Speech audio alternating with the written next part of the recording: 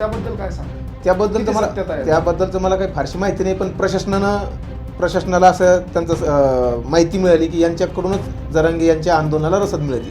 मग ते जेसीबीनं फुलं उधळणं किंवा ताफ्याला खर्च करणं, जेवणा खावणाचा फिरण्याचा, मग त्याच्यामुळं प्रशासनानं त्या अनुषंगानं कारवाई केली असं मला वाटतं. सध्या काय वातावरण आहे तुमच्या अंबड तालुक्यात? अंबड तालुका शांत आहे सध्या. आता धंदे व्यवस्थित सुरू आहेत. सारे जिकडे तिकडे अंबड तालुका धंदे शांत कसे आहे. सुरू आहेत? म्हणजे तुम्ही फक्त बघून असं फक्त ते गावाबरोबर किडे रगडू नये, गजू अंकलन आणि आपलं ते हे पंकज आप्पा सोळंकी विनाकारण प्रशासनाने त्याला अडकवू नये एवढी विनंती करतो.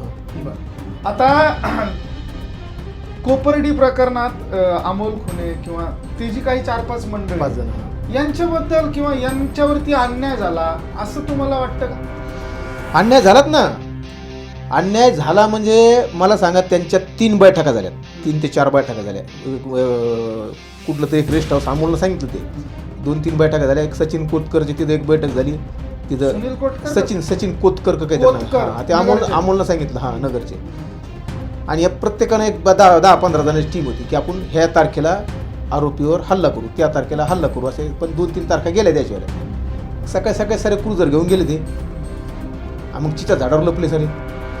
हां, मग काठ्यान ते कोयतेन फितेन. अहो, कोण धाडस करेन हे?